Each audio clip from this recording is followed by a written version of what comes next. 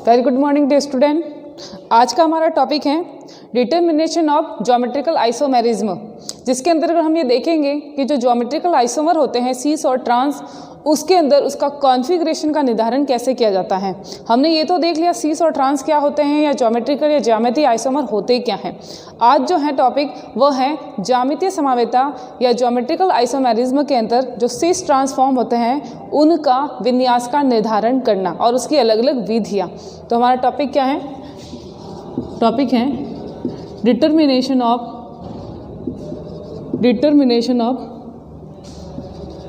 Configuration of cis trans isomer. Cis trans कहे या geometrical isomer कहे, दोनों एक ही बात होती है। तो उसके लिए अलग अलग विधि, अलग अलग मेथड है, जिसके अंदर जो पहला मेथड है वह कहलाता है साइक्लाइजेशन या चक्रीकरण। पहले मेथड को हम क्या कहते हैं? साइक्लाइजेशन, या इसे ही हम कहते हैं चक्रीकरण। इसका मतलब क्या होता है? इसका मतलब ये है कि जो सीस फॉर्मेट होगा वो साइक्लाइजेशन देता है तथा ट्रांस फॉर्मेट होगा वो साइक्लाइजेशन नहीं देता है। इसके पीछे कॉन्सेप्ट ये है कि जो सीस फॉर्म होता है उसके अंदर दोनों कार्बन पर उपस्थित समान समूह समान साइड में होते हैं, और अगर समान समूह समान साइड में हैं तो उसके अंदर क्या होगा? साइक्लाइजेशन या चक्रीकरण ईजिली होगा। और अगर किसी यौगिक के अंदर जिसके अंदर समान समूह समान साइड में है तो साइक्लाइजेशन होगा, और उस फॉर्म को हम क्या कह सकते हैं? सीस फॉर्म कह सकते हैं। और अगर साइक्लाइजेशन नहीं हो रहा, इसका मतलब ये है कि वो दोनों समान ग्रुप कहाँ हैं? अपोजिट डायरेक्शन के अंदर हैं, और अपोजिट डायरेक्शन के अंदर होंगे तो वो क्या रूप हो जाएगा? ट्रांस रूप हो जाएगा। जैसे कि एग्जाम्पल है मैलाइक एसिड तथा फ्यूमेरिक एसिड। ये दो रूप हैं, ये ज्योमेट्रिकल आइसोमर है इस तरह से, ठीक है। देखो इसके अंदर आप देख रहे हो ये समान ग्रुप जो है किस साइड में है? समान साइड में है। और दूसरा जो रूप में ले रही हूँ उसके अंदर एक एसिड ग्रुप यहाँ लिखा और एक एसिड ग्रुप मैंने यहाँ लिखा ट्रांस के अंदर। ये जो सीस फॉर्म दिख रही है इसका नाम है मैलाइक एसिड, और ये जो ट्रांस फॉर्म दिख रही है इसका नाम क्या है? इसका नाम है फ्यूमेरिक एसिड, ठीक है। ये दोनों क्या है? ज्योमेट्रिकल आइसोमर है। अब हमें पता है कि अगर किसी के अंदर, किसी मॉलिक्यूल के अंदर या यौगिक के अंदर साइक्लाइजेशन होगा, इसका मतलब समान ग्रुप समान साइड में होंगे, और समान ग्रुप समान साइड में होंगे तो वो रूप कौन सा होगा? सिस। तो देखो अगर हमें पता नहीं है कि सिस रूप है तो हम पता कैसे लगा सकते हैं? इसको जैसे ही गर्म करेंगे वाटर का मॉलिक्यूल बाहर निकलेगा, H2O क्या निकलेगा? बाहर निकल जाएगा। H2O जैसे ही बाहर निकलेगा क्या बनेगा? देखो ये क्या बनेगा? यहाँ पे डबल बॉन्ड लगा हुआ हाइड्रोजन है, यहाँ पे बचा क्या? यहाँ पे बचा CO, यहाँ पे क्या बचा? CO, और किससे जुड़ गया? ये ऑक्सीजन के साथ जुड़ गया, ये बना दिया इसने एक एनहाइड्राइड। तो साइक्लाइजेशन हो गया, साइक्लिक रिंग का निर्माण हो गया। और इसी को अगर मैं गर्म करूं और गर्म करने पर क्या होगा? देखो पास पास नहीं है समूह, यहाँ से हाइड्रोजन यहाँ से OH तो नहीं निकल सकता, साइक्लाइजेशन नहीं हो सकता। जरूरी है कि पास पास वाले कार्बन पे एक ही साइड पे समान ग्रुप हो, लेकिन यहाँ पास पास वाले कार्बन पे एक ही साइड में समान ग्रुप नहीं है तो साइक्लाइजेशन नहीं होगा, ठीक है। तो अब इससे हम ये कह सकते हैं कि अगर साइक्लाइजेशन हुआ है, चक्रीकरण हुआ है, तो ये इसकी कौन सी फॉर्म थी? सिस फॉर्म थी, ठीक है। अगर हमें पता नहीं हो तो, और इधर साइक्लाइजेशन नहीं हुआ है तो इसका मतलब ये कौन सी फॉर्म होगी? ट्रांस फॉर्म होगी। तो जैसे मैं आपको कहूँ कि मैलिक एसिड और फ्यूमेरिक एसिड में सिस कौन है, तो आप क्या कहोगे? मैलिक एसिड का फॉर्मूला ये होता है, जब गर्म किया तो साइक्लाइजेशन होता है, इसका मतलब वो कौन सी फॉर्म हो गई? Cis form. और फ्यूमेरिक एसिड कौन सी फॉर्म हो गई? Trans form. तो देखो दोनों का फॉर्मूला समान है, नाम अलग अलग है। मैलिक इसका है फ्यूमेरिक, और मैलिक कौन सा रूप है? सिस, और ये कौन सा रूप है? ट्रांस। तो हम इसको आइडेंटिफाई किसके आधार पर किया? साइक्लाइजेशन की विधि के आधार पर आइडेंटिफाई किया है, ठीक है। एक तरह का प्रैक्टिकल मेथड है ये। तो पहला है साइक्लाइजेशन विधि। दूसरा जो मेथड है उसका नाम क्या है? दूसरा मेथड कहलाता है आपके dipole moment, determination of dipole moment या द्विध्रुव आघूर्ण। Second method determination of dipole moment, जिसे कहते हैं द्विध्रुव आघूर्ण, ठीक है। इसके अंदर हमें ये देखना है कि देखो दो रूप होंगे ज्योमेट्रिकल आइसोमर के, दो रूप में से एक वह रूप जिसके लिए डाइपोल मोमेंट या म्यू का मान जो होगा, जो उसका डाइपोल मोमेंट होगा उसका मान अगर 0 होता है इट्स मीन वो ट्रांसफॉर्म होगी। अगर उसका मान नॉट इक्वल टू 0 मतलब 0 नहीं 0 से कुछ ज़्यादा होता है तो वो उसकी सिस फॉर्म होगी। तो इस आधार पर हम डाइपोल मोमेंट के आधार पर ये पता लगा सकते हैं कि कौन सा आइसोमर है, सिस है या ट्रांस है। एग्जाम्पल देखो, जैसे कि एग्जाम्पल लेते हैं, एक मैंने ये एग्जाम्पल लिया, कार्बन कार्बन डबल बॉन्ड। देखो डबल बॉन्ड हो गए क्योंकि हम ज्योमेट्रिकल आइसोमर देख रहे हैं। ये एक इसका फॉर्मेट है, मैं दे देती हूँ ए कंपाउंड, और दूसरा ये कंपाउंड है जिसको मैं देती हूँ कंपाउंड बी। ठीक है, अब मैं आपसे कहूँ कि कंपाउंड ए जो है, पता नहीं आपको कौन सा है, लेकिन उसका जो म्यू है वो नॉट इक्वल टू 0 है, और कंपाउंड जो बी है उसका म्यू जो है वो 0 है, डाइपोल मोमेंट 0 है। तो अब आप आसानी से पता लगा सकते हैं कि अगर डाइपोल मोमेंट 0 है तो ये रूप कौन सा होगा, ट्रांस। अगर dipole moment not equal to 0 है तो रूप होगा सिस। कैसे? देखो अब ये 0 होता क्यों है, ये देखिए। 0 इसलिए होता है कि देखो जो हैलोजन है वो मोर इलेक्ट्रोनेगेटिव एटम है। मोर इलेक्ट्रोनेगेटिव एटम होने की वजह से बॉन्ड का जो मोमेंट होता है वो क्या करेगा, या बॉन्ड के जो इलेक्ट्रॉन होता है उसको वो अपनी ओर खींचता है, इस डायरेक्शन में खींच रहा है। ठीक है, उसको वो क्या कर रहा है, राइट हैंड साइड में खींच रहा है। इधर वाला जो है हैलोजन वो किस साइड में है, लेफ्ट हैंड साइड में, तो ये मोमेंट को लेफ्ट हैंड साइड में खींच रहा है। तो एक क्या कर रहा है, दोनों के मोमेंट कैसे हैं, अपोजिट डायरेक्शन में है। और आपने पढ़ा होगा कि जब मैग्नेटिक मोमेंट के जो मान होते हैं वो अपोजिट डायरेक्शन में हो तो एक दूसरे को क्या करते हैं, कैंसिल कर देते हैं। और जब मैग्नेटिक मोमेंट का मान कैंसिल हो जाएगा तो म्यू का मान क्या आता है, 0। तो दोनों अपोजिट डायरेक्शन में होने के कारण, ट्रांस में होने के कारण एक दूसरे का मैग्नेटिक मोमेंट समाप्त कर देंगे और म्यू का मान क्या आएगा, 0। और अगर म्यू 0 आता है इट्स मीन ये ट्रांसफॉर्म है। ठीक है, इसी प्रकार से सिस की अगर बात करें, सिस के अंदर दोनों जो रूप हैं या दोनों जो उसके फंक्शनल ग्रुप हैं वो समान साइड में होते हैं। तो इसका मैग्नेटिक मोमेंट इस डायरेक्शन में, इसका मैग्नेटिक मोमेंट भी इसी डायरेक्शन में। तो दोनों के मैग्नेटिक मोमेंट अगर समान साइड में हो तो क्या कहते हैं, समान साइड में होने पर इनका योग हो जाता है, जुड़ जाते हैं। तो मैग्नेटिक मोमेंट का मान, सॉरी मैं मैग्नेटिक मोमेंट बोल रही हूँ कब से, डाइपोल मोमेंट। तो डाइपोल मोमेंट का जो मान है ओवरऑल क्या हो जाएगा, जुड़ जाता है। तो मैग्नेटिक जो डाइपोल मोमेंट है इसका मान क्या हो गया, नॉट इक्वल टू 0 मतलब 0 नहीं 0 से ज़्यादा होगा। ठीक है, तो हम ये पता लगा सकते हैं कि ए रूप कौन सा है, ए रूप का मैग्नेटिक मोमेंट 0 नहीं है, मतलब वो सिस फॉर्म है। बी जो फॉर्मेट है उसका मैग्नेटिक मोमेंट 0 है, इट्स मीन वो ट्रांसफॉर्मेट होगी। ठीक है, तो डाइपोल मोमेंट के आधार पर भी पता लगा सकते हैं कि आइसोमर का कौन सा रूप है, सिस है या ट्रांस है। ट्रांस के लिए डाइपोल मोमेंट 0 तथा सिस के लिए dipole moment not equal to 0। Trans के लिए डाइपोल मोमेंट 0 क्यों होता है, क्योंकि दोनों जो ग्रुप है जिसकी इलेक्ट्रोनेगेटिविटी समान होती है अपोजिट डायरेक्शन या विपरीत दिशा में होते हैं, जिससे एक दूसरे का डाइपोल मोमेंट एक दूसरे के द्वारा समाप्त हो जाता है या कैंसिल हो जाता है, तो वो 0 आता है। जबकि सिस फॉर्म में दोनों एक ही दिशा में होने के कारण कुल डाइपोल मोमेंट जुड़ जाता है। ठीक है, तो ये है दूसरा कारण या दूसरा मेथड। अब आता है थर्ड मेथड। थर्ड मेथड जिसके अंदर कहते हैं फिजिकल प्रॉपर्टी। कुछ फिजिकल प्रॉपर्टी के आधार पर भी पता लगाते हैं। कौन कौन सी फिजिकल प्रॉपर्टीज़ हैं, तो देखो एक तो होगी सिस फॉर्म और एक होगी ट्रांसफॉर्म। अगर ट्रांसफॉर्म होगी तो उसका आपको ऐसे ही याद रखना, मेल्टिंग पॉइंट ज़्यादा होता है, बाकी सब चीज़ें सिस फॉर्म की ज़्यादा होगी। कौन सी, बॉइलिंग पॉइंट भी इसका ज़्यादा होगा, इसकी सॉल्युबिलिटी भी ज़्यादा होगी। ठीक है, विलेयता भी ज़्यादा होगी। तो आपको ऐसे याद रखना है कि अगर किसी का मेल्टिंग पॉइंट ज़्यादा है तो वो ट्रांसफॉर्म होगी और कम है तो सिस फॉर्म होगी। अगर बॉइलिंग पॉइंट ज़्यादा है तो सिस फॉर्म होगी, कम है तो ट्रांसफॉर्म होगी। अगर उसकी सॉल्युबिलिटी ज़्यादा है तो सिस फॉर्म, कम है तो कौन सी होगी, ट्रांसफॉर्म हो जाएगी। तो ये कुछ पैरामीटर हैं, फिजिकल पैरामीटर, जिसके आधार पर हम पता लगा सकते हैं कि सिस फॉर्म है या ट्रांसफॉर्म है। क्लियर, ये है थर्ड मेथड। अब आता है फोर्थ मेथड, चौथी विधि या फोर्थ मेथड, जिसे हम कहते हैं spectroscopic method. Spectroscopic method. Spectroscopic method क्या होता है, स्पेक्ट्रोस्कोपिक मेथड के अंतर्गत हम बात करते हैं लैम्बडा मैक्स की। किसकी, लैम्बडा मैक्स, जिसे हम कहते हैं उच्च तरंग दैर्ध्य। तो देखो दो आइसोमर होंगे सिस और ट्रांस, हमें ये याद रखना है कि अगर वहाँ पे सिस फॉर्म होगा तो सिस फॉर्म का लैम्बडा मैक्स का मान ज़्यादा होता है, कम होता है तथा ट्रांसफॉर्म होगा तो उसका लैम्बडा मैक्स का मान ज़्यादा होता है, ठीक है।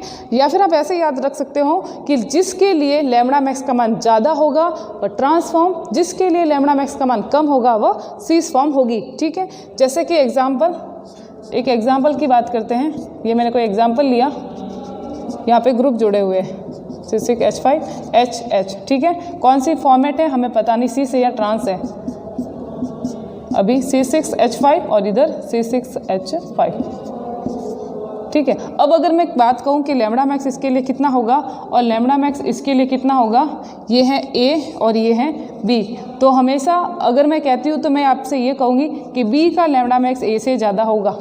इसका मतलब आप सीधा सीधा समझ जाओगे कि B का लैम्बडा मैक्स ज़्यादा है, इसका मतलब मैंने ये कहा था कि ट्रांस का लैम्बडा मैक्स ज़्यादा होता है, मतलब ये रूप कौन सी होगी, ट्रांस होगा। और कम है तो ये कौन सा होगा, सिस। अब कारण क्या है, इसके पीछे कारण देखो। कारण ये है कि जो भी आपको ये दिख रहा है, कंपाउंड दिख रहा है, इस कंपाउंड के अंदर समान साइड में समान ग्रुप हैं तो वो सिस ग्रुप कहलाता है। अब समान साइड में ये बड़े बड़े ग्रुप हैं, कौन से, बेंजीन की रिंग, बड़े ग्रुप हैं। बड़े ग्रुप होने की वजह से ये पास पास में है तो इनके बीच में क्या होता है, इंट्रैक्शन होगा, प्रतिकर्षण होगा। इसके अंदर त्रिविम विन्यासी बाधा उत्पन्न होती हैं या उसके अंदर प्रतिकर्षण उत्पन्न होता है। प्रतिकर्षण उत्पन्न होता तो कौन सी ऊर्जा बढ़ेगी, प्रतिकर्षण ऊर्जा बढ़ती है। कौन सी, प्रतिकर्षण होगा तो प्रतिकर्षण ऊर्जा, रिपल्शन एनर्जी है वो भी बढ़ेगी। और आपको ये याद रखना है कि E inversely proportional to lambda होता है, ठीक है। ऊर्जा के व्युत्क्रमानुपाती होता है तरंग दैर्ध्य। तो इसके अंदर प्रतिकर्षण होगा, ऊर्जा बढ़ेगी, और ऊर्जा बढ़ेगी तो किसका मान घटेगा, लैम्बडा का मान घटेगा, तरंग दैर्ध्य का मान घटेगा। इस वजह से सिस फॉर्म का लैम्बडा मैक्स का मान कम होता है, जबकि ये ट्रांस में होने के कारण प्रतिकर्षण की संभावना नहीं होती है, इस वजह से एनर्जी कम होती है, तरंग दैर्ध्य का मान उच्च होता है। तो ट्रांस फॉर्म के लिए लैम्बडा मैक्स का मान उच्च होता है, ठीक है। तो दो एग्जाम्पल A और B दे दिए। A के लिए लैम्बडा मैक्स का मान दे दिया आपको 200 और B के लिए जैसे दे दिया 300, तो आप क्या कहोगे, 300 वाला कौन है, 300 वाला ट्रांस है और 200 वाला सीस हो जाएगा। इस तरह से आइडेंटिफाई कर सकते हो। तो ये सारा जो टॉपिक था ये भी आपका ज्योमेट्रिकल आइसोमर के अंदर आपको पढ़ना है, क्लियर, ओके। अब जो नया टॉपिक हम ले रहे हैं वह है EZ आइसोमेरिज्म, या जिसे हम कहते हैं EZ कॉन्फ़िगरेशन, EZ समावेता, ठीक है। तो नेक्स्ट टॉपिक EZ समावेता।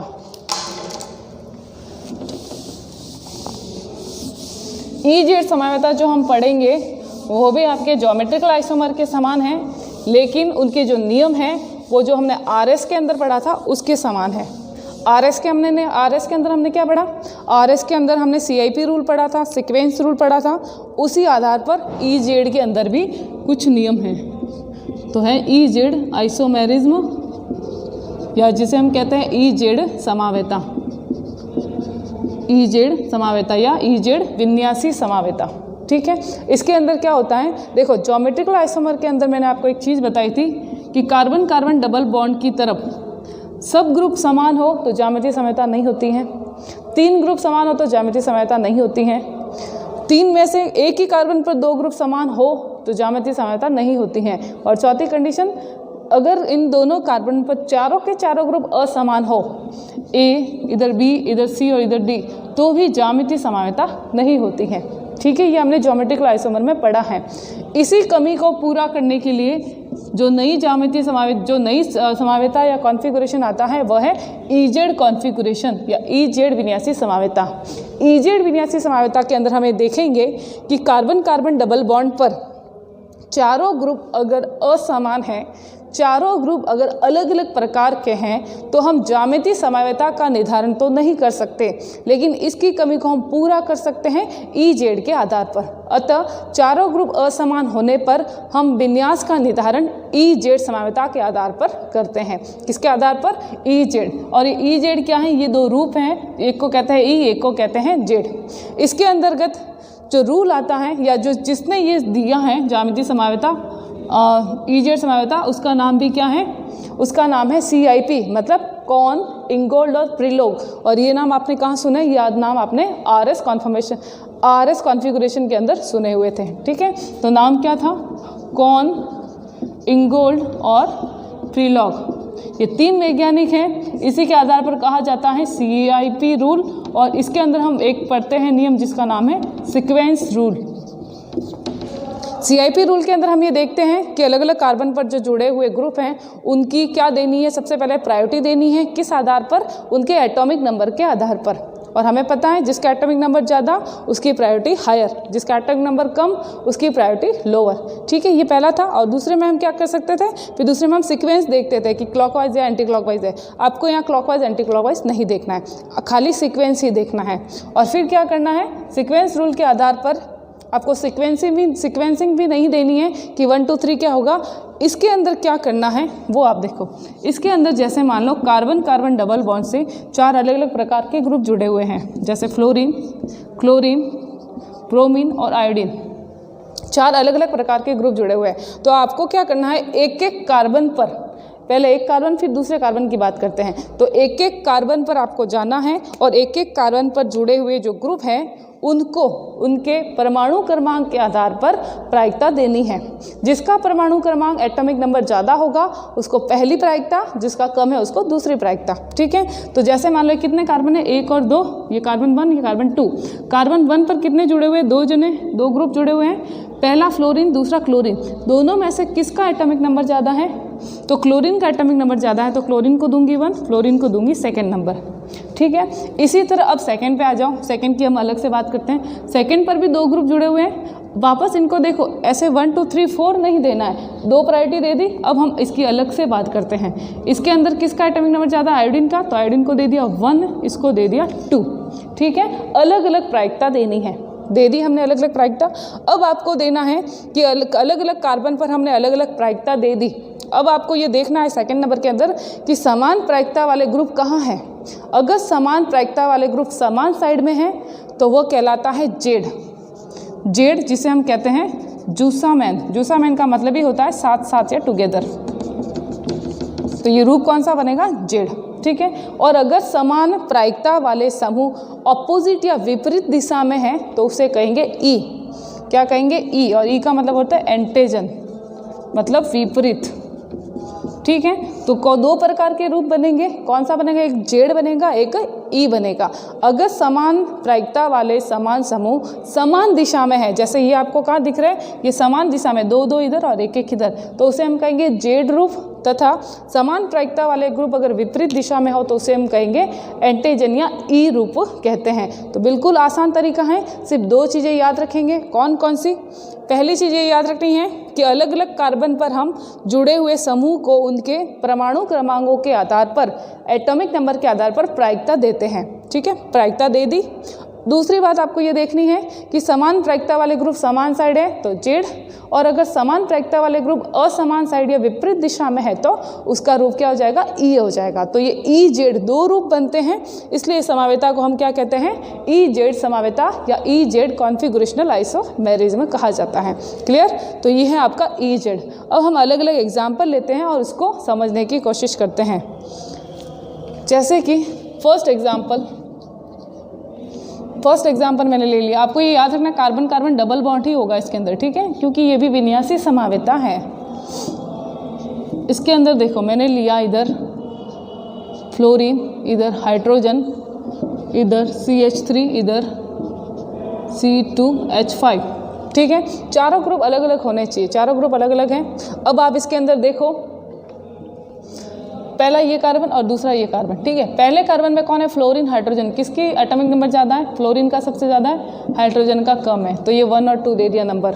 ठीक है, अब आ जाओ सेकंड पे, इधर कार्बन और इधर भी कार्बन, इधर CH3 जुड़ा हुआ, इधर ये C2H5 का मतलब क्या है, C2H का मतलब है CH2 CH3। ठीक है, तो यहाँ भी कार्बन जुड़ा हुआ है, तो हम सेकंड कार्बन पर जाके देखते हैं ना, उसी तरह यहाँ पे भी देख सकते हैं। तो सेकंड कार्बन पे जाएंगे तो मतलब ये कार्बन है यहाँ पे और यहाँ पे सीधा हाइड्रोजन जुड़ा हुआ है। तो दोनों में से बड़ा कौन है, CH3, तो इसको दूंगी पहली प्रायिकता, इसको दूंगी सेकंड प्रायिकता। ठीक है, बिल्कुल आसान है। अब दूसरा काम हमें क्या करना है, देख लो समान ग्रुप कहाँ पे है, तो समान ग्रुप विपरीत दिशा में है। ठीक है, अपोजिट दिख रहे हैं, तो कौन सा रूप हो जाएगा, ये ई रूप होता है। क्लियर, इसी तरह एग्जाम्पल नंबर सेकंड पे आ जाओ। एग्जाम्पल नंबर सेकंड क्या करते हैं हम यहाँ पे, जैसे एक ग्रुप यहाँ OH है, एक ग्रुप है Cl। ठीक है, यहाँ पे है Br, यहाँ पे है H, यहाँ पे एक ग्रुप Br, और यहाँ पे H। अब मुझे बताओ कार्बन 1, कार्बन 2। कार्बन 1 में ब्रोमीन और हाइड्रोजन दोनों में से किसका एटॉमिक नंबर ज़्यादा है? ब्रोमीन का। इसको दे दिया 1, इसको दे दिया 2। Cl और OH में से किसका एटॉमिक नंबर ज़्यादा है? क्लोरीन या ऑक्सीजन? और क्लोरीन का। क्लोरीन को दे दिया 1, ऑक्सीजन को दे दिया 2। अब देखो ग्रुप कहाँ कहाँ पे है?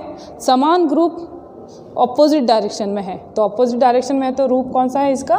ई इसका रूप होगा। क्लियर? इसी तरह से और एग्जाम्पल,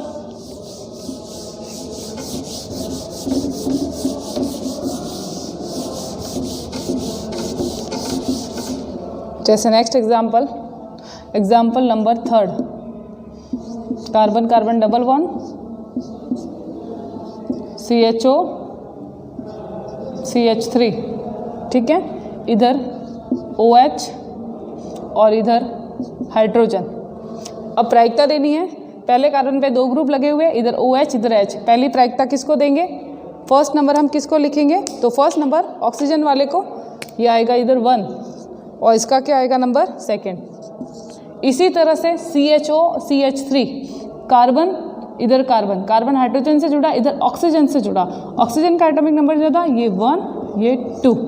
ठीक है, अब आप देखो कहाँ पे हैं? समान ग्रुप, समान प्रायिकता वाले ग्रुप समान दिशा में है, तो कौन सा रूप हो गया? जेड रूप कहलाएगा ये। ठीक है, example number 4, carbon carbon double bond, CH2Br Br, chlorine इधर हाइड्रोजन। ठीक है, अब आप देखो इधर हाइड्रोजन की जगह हम CH3 ले लेते हैं। ठीक है, अब इधर देखो इस कार्बन पे एक क्लोरीन एक कार्बन, किसका एटॉमिक नंबर ज़्यादा? क्लोरीन का ज़्यादा, तो क्लोरीन 1, बचा हुआ दूसरा सेकंड। इधर ब्रोमीन और इधर CH2 के बाद ब्रोमीन, तो पहला कौन है? ब्रोमीन। इधर पहला कौन है? कार्बन। दोनों में से किसकी एटॉमिक नंबर ज़्यादा होता है? देखो ये डायरेक्ट अटैच है ना, और ये इधर कार्बन डायरेक्ट अटैच है। हमें सबसे पहले पहला एटम देखना होता है, तो ये ब्रोमीन का एटॉमिक नंबर ज़्यादा होता है कार्बन की तुलना में। क्लियर? अब देखो समान प्रायिकता वाले ग्रुप कहाँ हैं? समान दिशा में, तो ये कौन सा रूप कहलाएगा? ये इसका जेड रूप कहलाता है। ठीक है, कौन सा हो गया? जेड रूप कहलाएगा। इसी तरह से और एग्जाम्पल लेते हैं। Example number 5, carbon carbon double bond, fluorine chlorine bromine iodine. ठीक है, अब देखो फ्लोरीन और क्लोरीन है,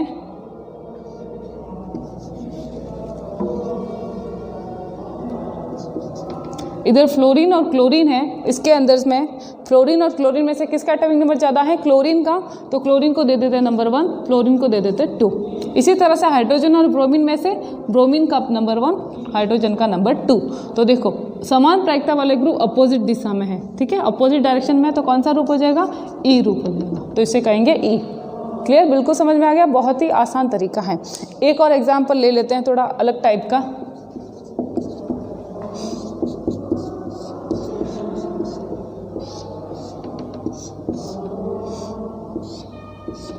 देखो इस तरह का मैं एक एग्जाम्पल लिया है।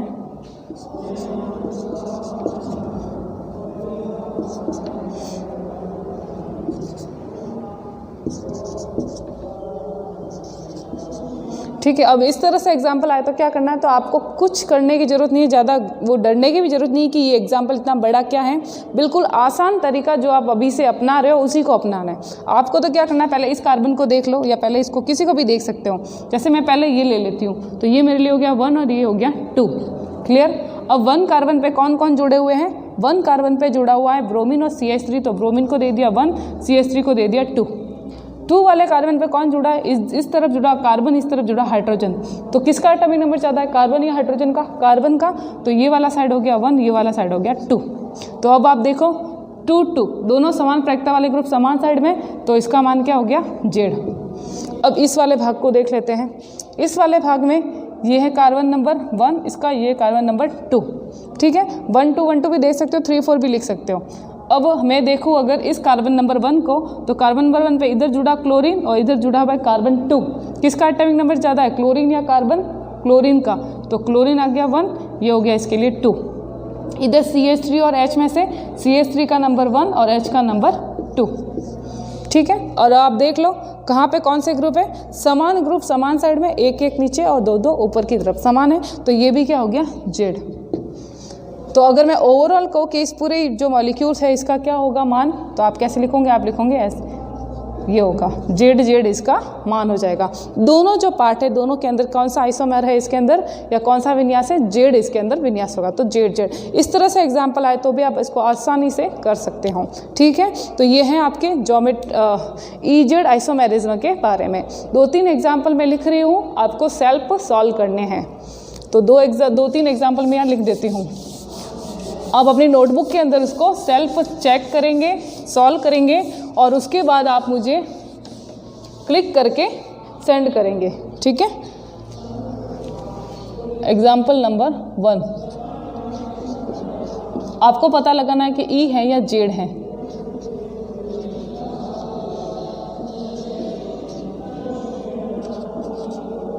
एग्जाम्पल नंबर 2,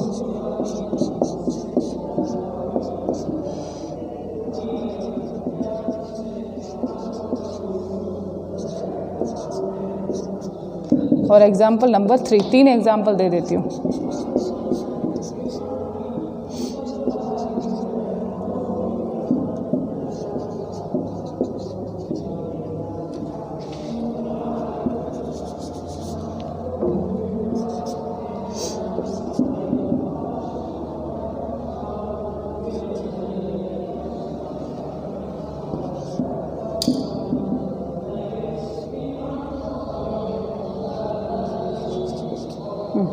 ठीक है, ये 3 एग्जाम्पल हैं, आपको सॉल्व करने हैं कि ये ई है या जेड है, ये ई है या जेड है, ठीक है। कौन सा है आपको सॉल्व करने हैं। तो ये है ई जेड आइसोमेरिज्म के बारे में।